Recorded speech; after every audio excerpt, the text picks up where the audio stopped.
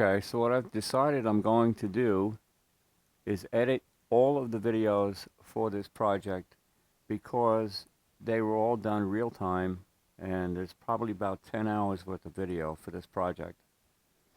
So I'm going to try and limit each video down to about 45 minutes. There's not going to be a lot of narration in these videos because most of it is going to consist of components being removed and new components being installed. The receiver used in this restoration was in working order and it had been serviced at least twice before for unknown reasons based on the stickers that were found on the unit. If you're doing this for the first time, you can expect to spend somewhere in the neighborhood of about 8 to 10 hours. Just take your time and watch what you're doing. Follow the instructions. For those that are more experienced, you know exactly what you need to do. Just a few suggestions if you're doing this for the first time. An absolute must is to have a dim bulb tester. This will prevent you from blowing multiple fuses and blowing up the receiver itself as you work on it. God forbid you short something out or you have a bad component. A magnetic screwdriver is also very handy to have because if you drop a screw down into the bottom of the chassis, it makes it a lot easier to retrieve it. Before working or taking anything apart, always take pictures so that you have reference to go back to ensure it goes back the way it was originally put together. When you're changing out the components, I recommend you change them one at a time. It just makes it much more organized to do it that way, so you don't accidentally put something in the wrong spot or installed in the wrong direction.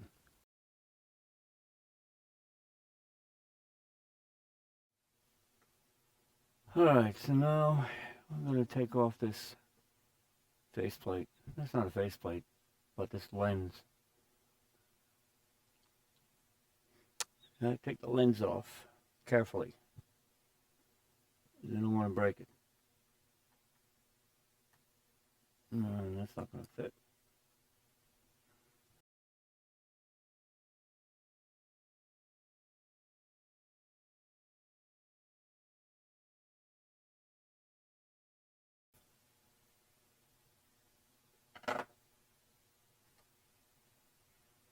Try this one. Nope.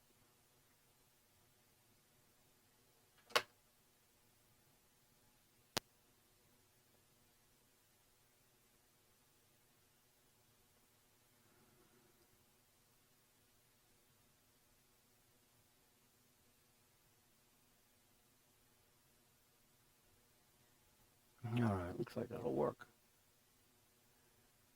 So I think we need to take these two screws out, and then supposedly the lens is glued on.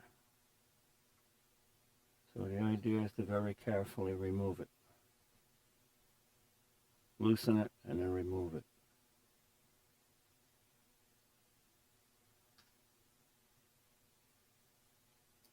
With a little bit of luck, hopefully it won't give me too much of a fight.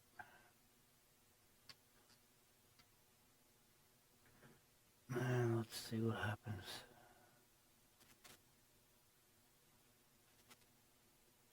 My guess is it's probably not going to come off so easy.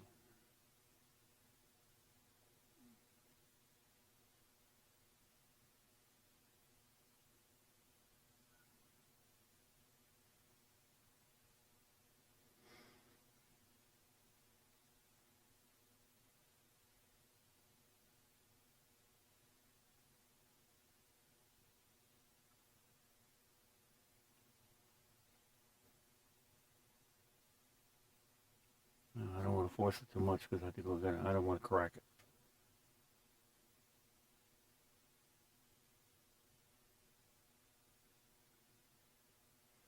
I have to run a knife in behind it and loosen it.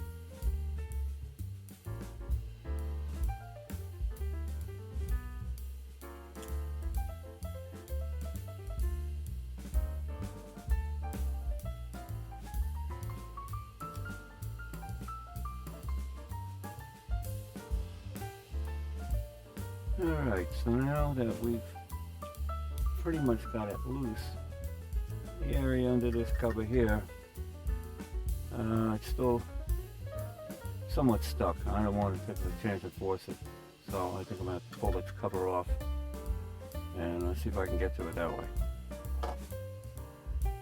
So let's take a couple more screws out. Hopefully this will just come right off.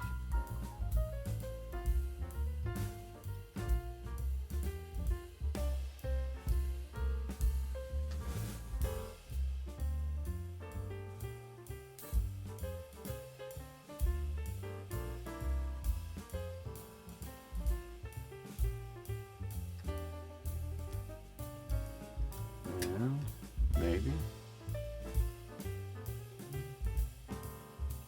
Just gotta be careful not to force anything. Replacement parts are very hard to come by. So that seems to be stuck.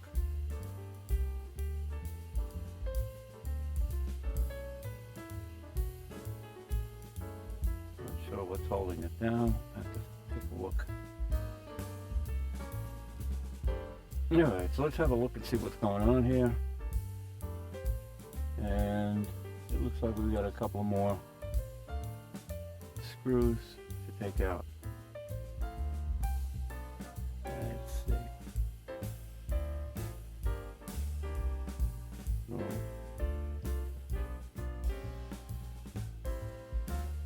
one right there. Whoops. I can see with the camera.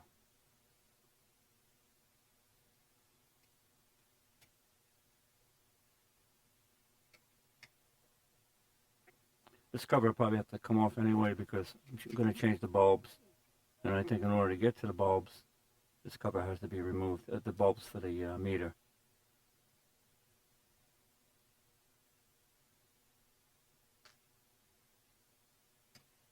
There are 2 meters in the front there that are illuminated. Eventually I'm going to replace all the bulbs, except for possibly the dial indicator bulb, since that's an incandescent. May just leave that in there because of aesthetics. Alright, let's get this bulb.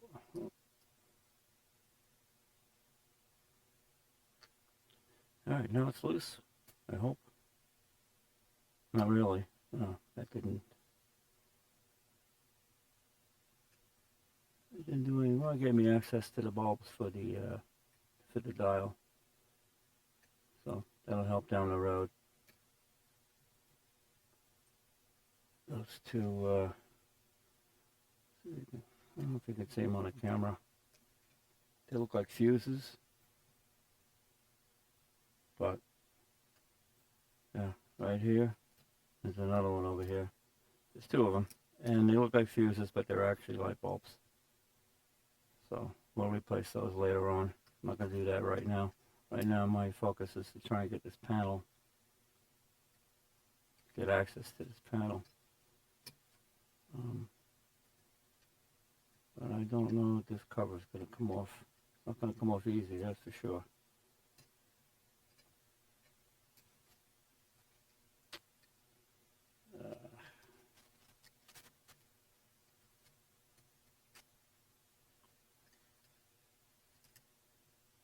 I don't know, there's a lot of stuff in the way here, and I don't know what could possibly be holding it back. I'll be careful not to break anything.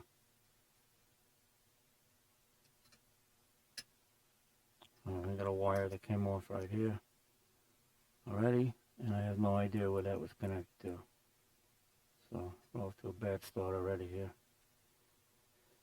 Okay, let's see what we can find out. Alright, so what I'm going to try and do is see if I can get this lens to come off. It's already starting to come loose. I'm just going to see if I can very carefully persuade it. It's plastic, so I don't want to crack it.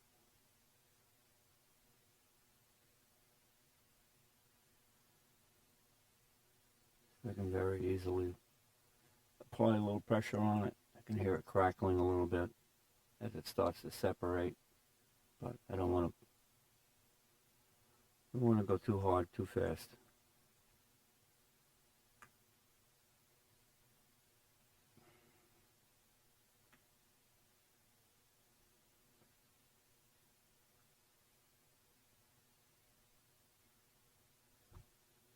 Okay, it's starting to separate.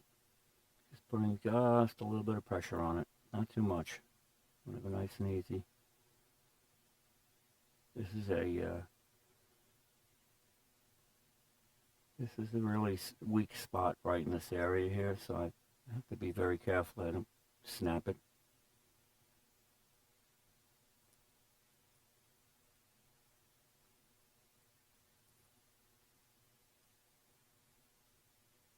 Let's see if maybe I can get a tool to go in behind that without scratching it.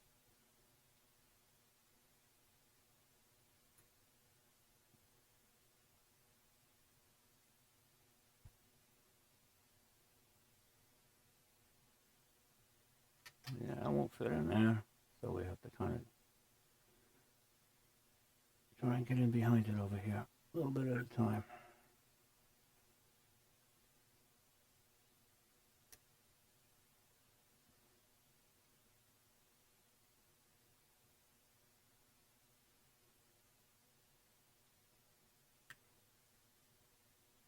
I'm trying to feed it in as far as I can and just put a little pressure on it to try and free up where it's glued. I mean, I can hear it starting to come loose, but it's glued on really good.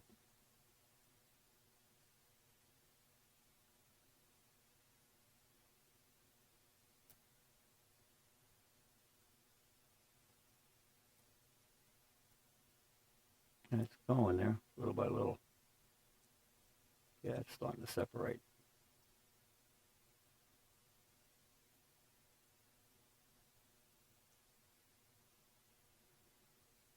I'm using a round edge on this, yeah, so we don't scratch anything. And I need the metal because I need the strength to be able to pry with it.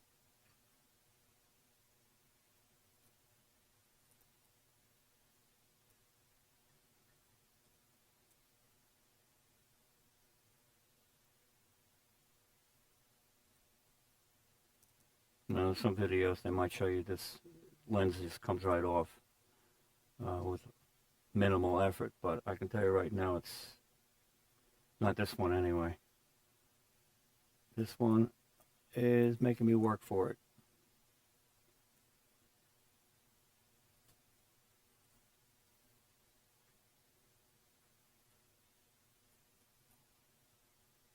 Actually sounds like foam crunching. And I don't know if it's just double-sided tape or exactly what kind of glue they use for this. But it held up for 50 years, so it has to be good stuff.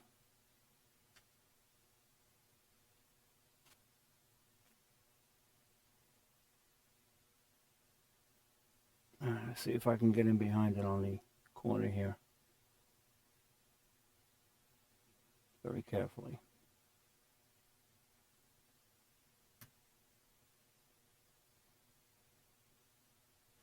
Yeah, it's in there.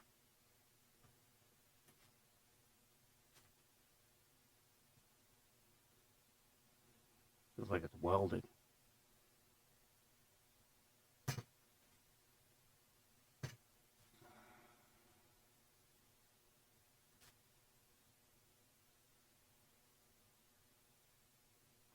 Feels like somebody really loaded it up at the end here with a lot of glue. I don't want this to end up with a bad result here.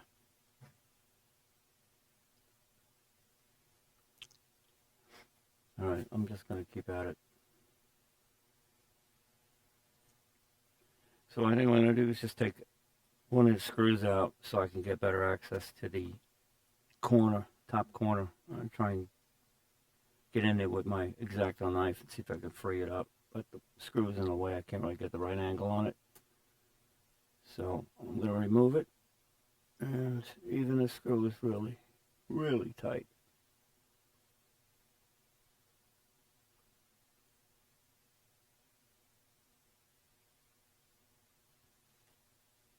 Okay, now I can get access to it. Let's see if I can make a couple of slices.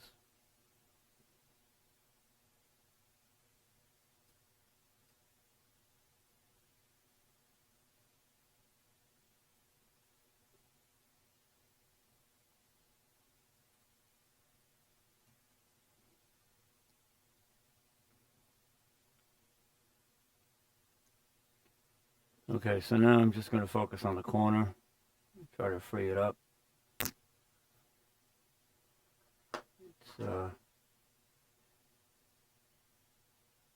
It's glued really good, and it's starting to come loose. I don't want to force it. And this is actually a frame. These lenses are behind this plastic piece, so there's even less to keep the integrity of the actual openings. It'd be very easy to crack these if you flexed it too much. So we don't want to do that, so we have to go nice and slow. Just go a little bit at a time and let it free itself up. All I'm doing is putting a little bit of very light pressure on here. Just letting it separate.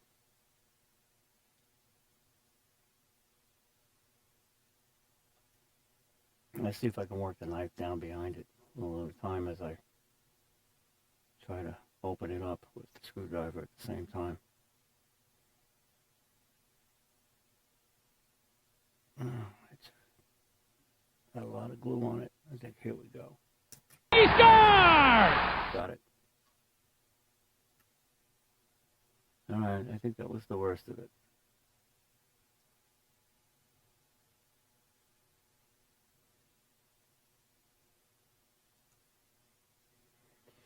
All right, looks like it's ready to come off. Let's give it a shot. It's stuck on the bottom as well, but not as bad. It's the same process though, nice and easy. I got my tool stuck behind there. We can get that out. All right, now, nice and easy. This side here is pretty much loose. So we just try and work the middle. The middle feels like that's where it's the worst.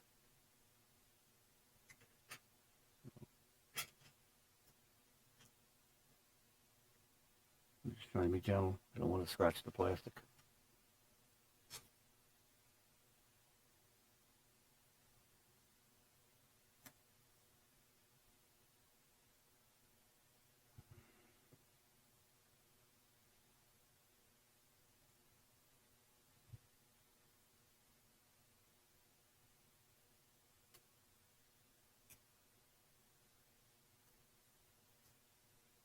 There we go. And there it is. There's the vellum, which is going to get replaced. And there it is. It's off. All right, we're going to put that somewhere safe. We can clean that up later. 3 weeks later.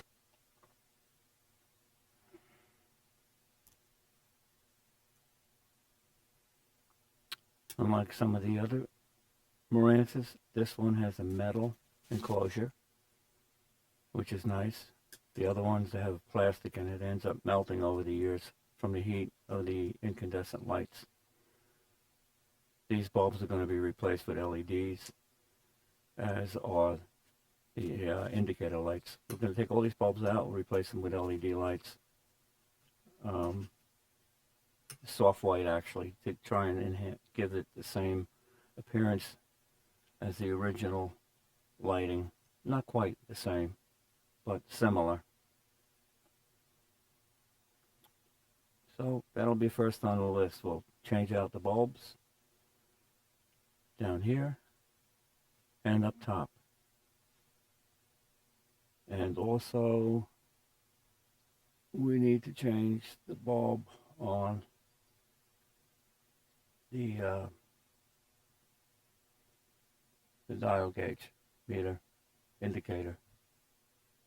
We have to take that apart, figure out how that comes apart. And lighting here is a little crazy. But that's the other thing I have to figure out right now is how to take this one apart to get to that bulb.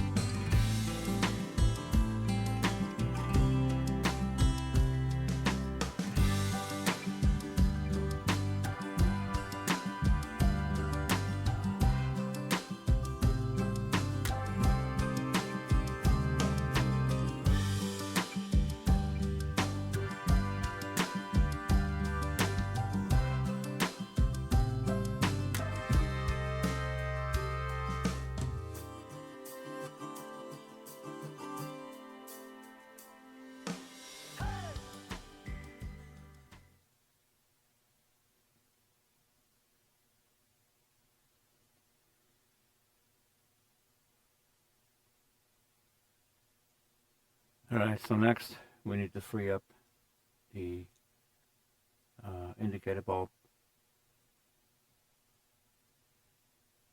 Not indicator, but the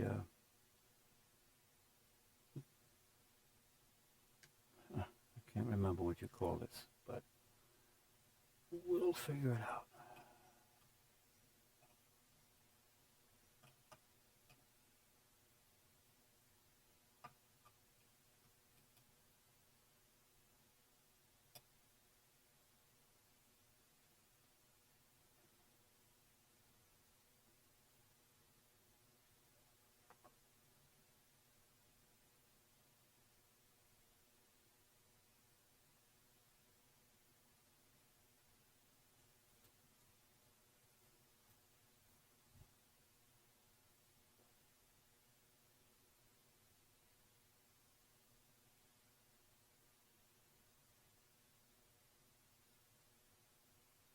Now this has to be spliced in, so I just want to make sure I don't cut it too short. And we'll have to solder everything back together.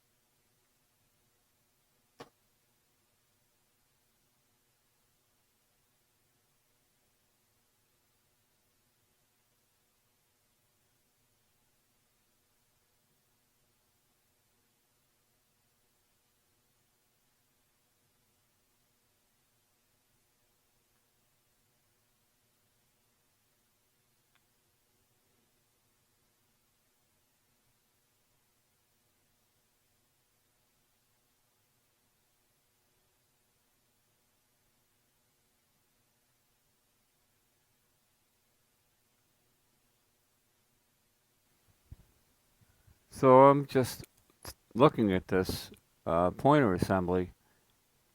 It's taped together, and I don't know if that's how they did things back then.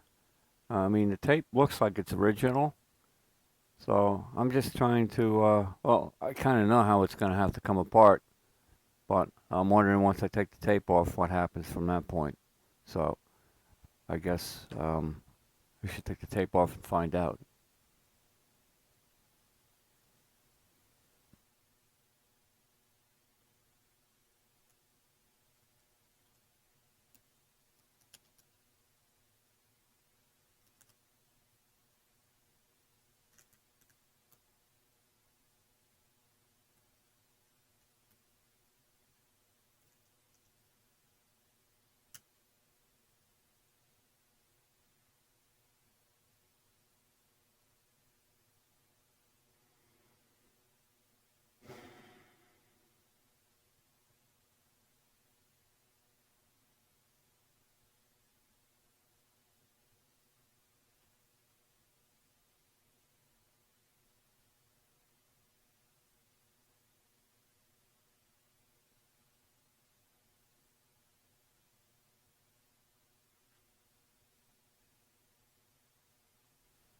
Okay, now I've got the tape off. It still seems to be stuck together pretty good.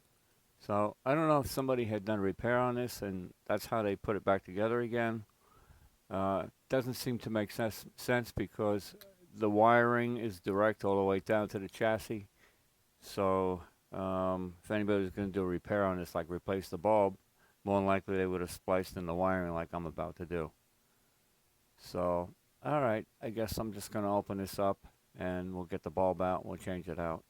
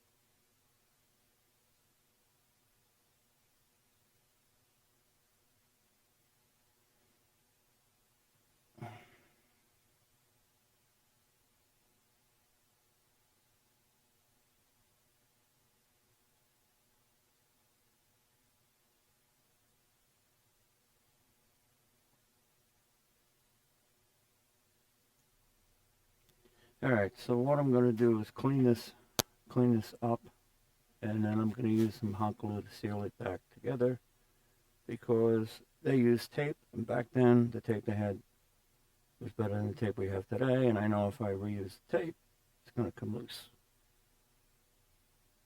So just clean it up with a little alcohol, prep it, and then we'll seal it up with some hot glue.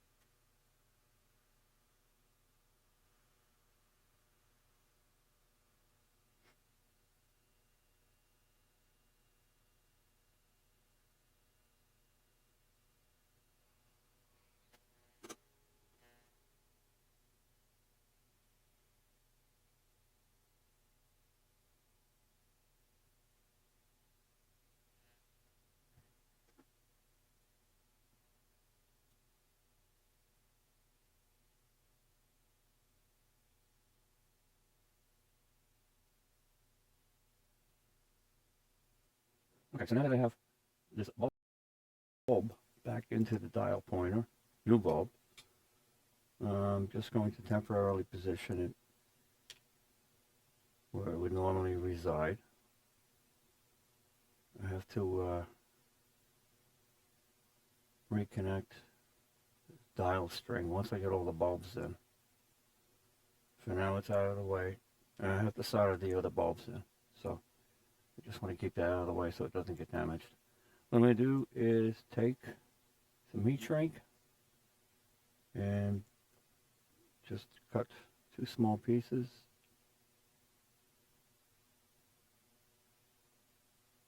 Like so. And another one, same size.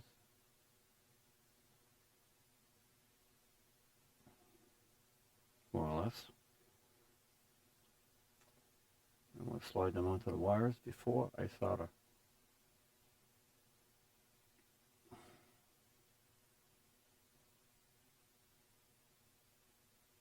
That's one.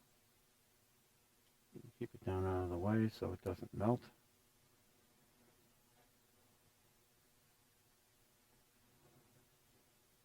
And 2.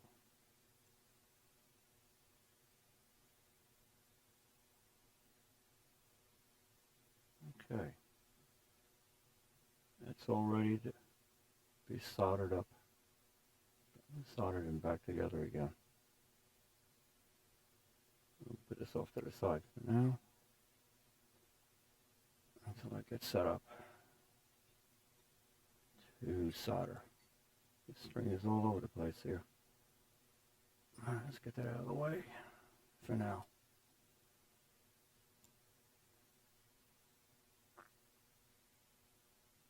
And next we've got to solder everything back.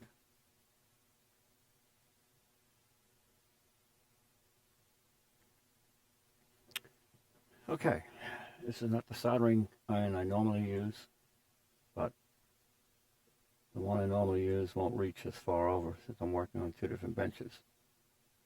So we just tin these wires up,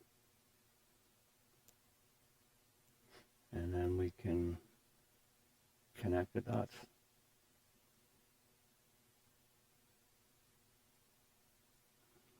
Hopefully put a little bit of flux on here. Nice. And now we just fit these guys together.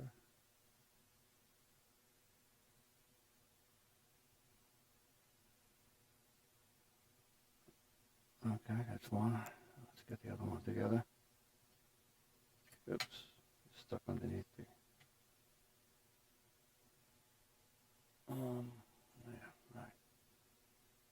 Put a little flux on there. It's ready to go. I think. I need to put a little more solder on that one, I think.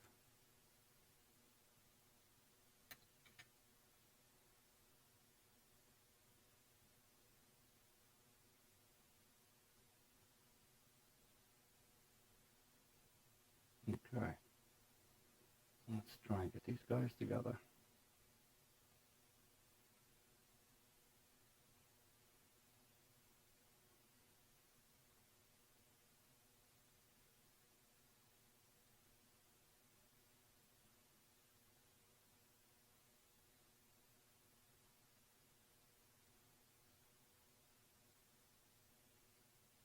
There we go. That's it.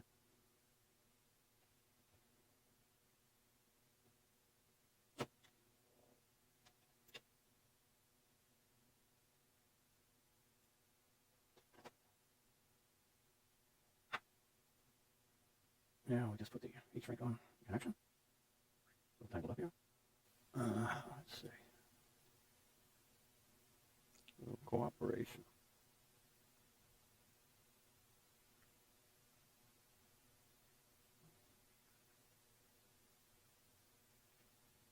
And we'll just slide that over.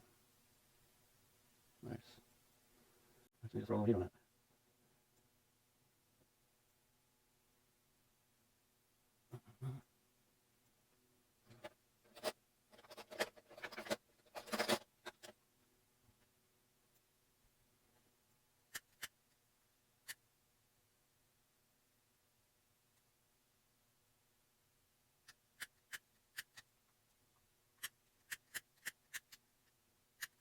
Right, I guess. There we go. Done.